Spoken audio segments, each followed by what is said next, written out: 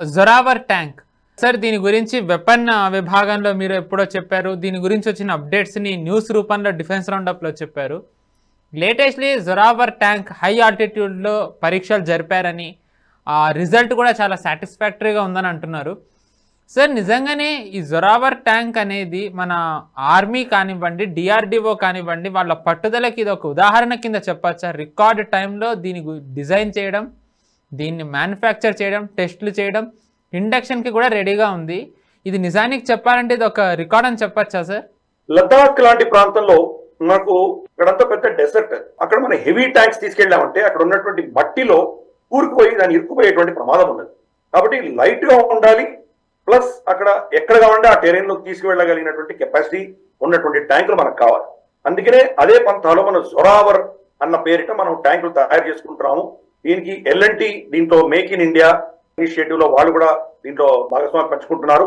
DRDO ఇచ్చిన technology దీంతో చేసినటువంటి జొరావర్ ట్యాంకులు ప్రస్తుతానికి లద్దాఖ్ లో దాన్ని టెస్టింగ్ చేస్తున్నారు. దీంట్లో చాలా అక్కడ టెరైన్ చాలా భిన్నంగా ఉంటుంది. కొన్ని దగ్గర మనకు శాండ్ డ్యూన్స్ ఉంటాయి, కొంత దగ్గర రగెడ్ ఇది ఉంటుంది, రాళ్ల ఏరియా ఉంటుంది. కాబట్టి డిఫరెంట్ సర్కమ్స్టాన్సెస్ లో దీన్ని ఎలా తీసుకెళ్ళగలము?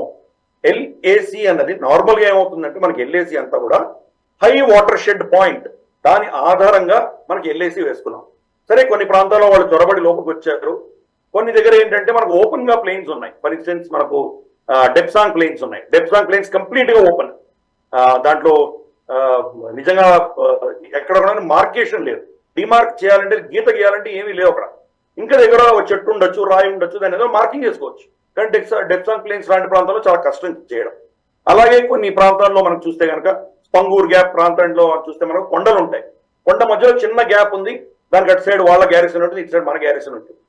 ఈ ట్యాంకులని డిఫరెంట్ టెరైన్స్ లోకి తీసుకువెళ్ళడము, అలాగే కొన్ని చిన్న పర్వతాల మీద తీసుకువెళ్ళడము, అక్కడి నుంచి వాళ్ళు ఫైర్ చేయగలగడం, ఇటువంటివి మనకు చాలా దాంట్లో పారామీటర్స్ భిన్నంగా ఉంటాయి.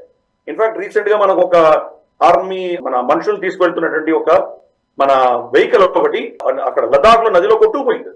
సడన్ గా నీళ్లు వస్తాయి. అక్కడ గ్లేషియర్ వాటర్స్ ఎప్పుడు మారుతుంటాయో తెలియదు మనకు. మార్షీ ల్యాండ్స్ ఉంటాయి, తర్వాత సాఫ్ట్ ల్యాండ్స్ ఉంటాయి, హార్డ్ ల్యాండ్స్ ఉంటాయి, ప్లస్ ఆక్సిజన్ అక్కడ చాలా తక్కువ. అటువంటి టఫ్ టెరైన్ లో మనం తక్కువ ఆక్సిజన్ లో ఫైర్ చేయగలగాలి. రెస్పాన్స్ చాలా ఫాస్ట్ గా ఉంటున్నారు. చాలా దీనివల్ల మనకు లాభాలు ఉంటాయి. గతంలో ఉన్నటువంటి మన T-90 ట్యాంక్స్ కానీ ఇటువంటివన్నీ పాత ఏదైతే మన భీష్మ ఇవన్నీ ఉన్నాయో చాలా హెవీ ట్యాంక్స్. అవి హెవీ ట్యాంక్స్ ని ఇటువంటి టెరైన్ లో తీసుకువెళ్తే అక్కడ మెనూవరబిలిటీ చాలా కష్టంగా ఉంటుంది. స్నో పడుతుంటుంది, అక్కడ స్నోలో తట్టుకోగలగాలి. మనం చూసాం World War I కానీ World War II లో కానీ రష్యాలో వెళ్ళి వీళ్ళు రష్యన్ వింటర్ రాగానే వీళ్ళందరూ ఓడిపోయారు. వీళ్ళ ట్యాంకులు అక్కడ కదలలేకపోయినాయి. కాబట్టి ఇటువంటి ఎన్నో పారామీటర్స్, చలికి తట్టుకోవాలి, భూమి యొక్క షిఫ్టింగ్ శాండ్స్, వాటర్ దీన్ని తట్టుకోగలగాలి, హై ఆల్టిట్యూడ్ వెదర్ తట్టుకోగలగాలి. అంత చల్లగా ఉన్నప్పుడు ఫైరింగ్ అవ్వదు. ఇన్ఫాక్ట్ ఈవెన్ మన జీప్స్, కార్స్ ని వీటిని ఏం చేస్తారంటే కింద మంట పెడతారు. మామూలుగా ఇగ్నిషన్ తోటి స్టార్ట్ చేస్తే స్టార్ట్ అవ్వదు, ఆ చలికి ఇంధనం స్టార్ట్ అవ్వదు. కాబట్టి అటువంటి టెరైన్ లో కూడా స్టార్ట్ అవ్వగలిగినటువంటి మనకు టెక్నాలజీ కావాలి. ఇన్ని టెక్నాలజీస్ ని మనం దీంట్లో జొరావర్ ట్యాంక్ లో మనం పెట్టుకున్నాం. మనం జొరావర్ ట్యాంక్ సక్సెస్ఫుల్ గా అవన్నీ కూడాను అన్ని టెస్టులు కూడా మనకు ఇంతవరకు పారామీటర్స్ పర్ఫెక్ట్ గా పనిచేస్తున్నాయి. అయినా ఆర్మీ ఏంటంటే ఏ ఒక్క 1% కూడా ఛాన్స్ వదిలిపెట్టరు వాళ్ళు. కానీ డిఫరెంట్ పారామీటర్స్ టెస్టింగ్ చేస్తున్నారు. ఇంతవరకు మనకు వచ్చిన ఇన్ఫర్మేషన్ ప్రకారం అయితే వాళ్ళ టెస్ట్ అన్ని కూడా చాలా సక్సెస్ఫుల్ గా మనం రిజల్ట్ బాగా వచ్చినాయి. మనకు జస్ట్ ఆపోజిట్ చైనా ఎన్నో వందల ట్యాంకులు మారింపు చేసింది. అక్కడ మన దగ్గర ఏ ట్యాంకులు ఉన్నాయో అవి తీసుకెళ్ళాము. కానీ జొరావర్ లాంటిది వస్తే కనుక చైనా దగ్గర ఇటువంటి ట్యాంక్స్ లేవు. కాబట్టి మన మెనూవరబిలిటీ చాలా ఫాస్ట్ గా ఉంటుంది. ఎక్కడెక్కడ ప్రాంతాల్లో వాళ్ళ ట్యాంకులు రాలేవో అక్కడ కూడా మన ట్యాంకులు తీసుకువెళ్ళగలిగినటువంటి పరిస్థితులు వస్తాయి. ఫర్ ఇన్స్టెన్స్ గల్వాన్ చూసాము, గల్వాన్ నది, దాని పక్కన చాలా తక్కువ మనకు ప్రదేశం ఉంటుంది వెళ్ళడానికి, రాళ్ల గుట్టలు ఉంటాయి అక్కడ. వాటిని అన్నింటినీ కూడా తప్పించుకొని వెళ్ళి శత్రువుకి ఎదురుగా నిలబడగలిగినటువంటి ఒక ఫీచర్స్ దీంట్లో అన్ని కూడా ఉన్నాయి మన దగ్గర.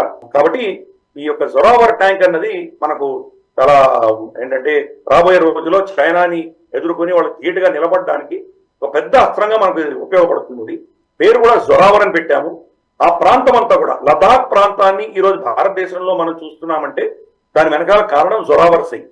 జొరావర్ సింగ్ వచ్చి మన కశ్మీర్ రాజుకి సేనాధిపతిగా ఉండేవాడు. అతను గిల్గిట్ బాల్టిస్తాన్, షక్స్గమ్ వ్యాలీ, తర్వాత హుంజా, నగారా, తర్వాత మనకు లదాఖ్, ఈ ప్రాంతాలన్నీ కూడాను కశ్మీర్ రాజ్యంలోకి విలీనం చేసినటువంటి మహానుభావుడు అతను. అందుకని అతని పేరు మీద మనం పెట్టుకున్నాము. అంటే ఇది లిటరల్ గా చైనాకు మనం చెప్తున్నాం. అంటే ఒకప్పుడు టిబెటన్ టెరిటరీ, అది టిబెటన్ టెరిటరీ నుంచి ఈ రోజు కశ్మీర్, జమ్మూ కాశ్మీర్ లో ఉన్నది. అది కోర్స్ ఇప్పుడు అంటే ఆర్టికల్ 370 సవరణ చేయక ముందర అది ఉమ్మడి జమ్మూ కాశ్మీర్ స్టేట్ లో ఉండేది, భాగంగా ఉండేది.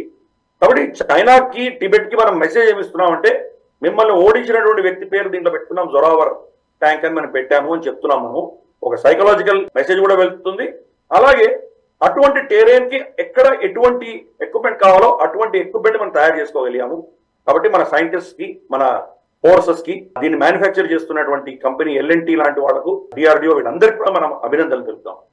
నిజంగానే సార్, ఎందుకంటే మామూలుగా మన త్రివిధ దళాలు, అది ఒక ఆయుధం అవ్వనివ్వండి, ఎలాంటి ఎక్విప్మెంట్ అయినా, పరీక్షలు నిజానికి చెప్పాలంటే మనది చాలా కష్టం అని అంటారు. కొన్నేళ్లు చేస్తారు, అంత చేసి కూడా నిజానికి ఈవెన్ పెద్ద పెద్ద కంపెనీస్ అవి విదేశాల్లో కూడా వాళ్ళని రిజెక్ట్ చేసిన ఎన్నో ఉదంతాలు మనం చూసాం.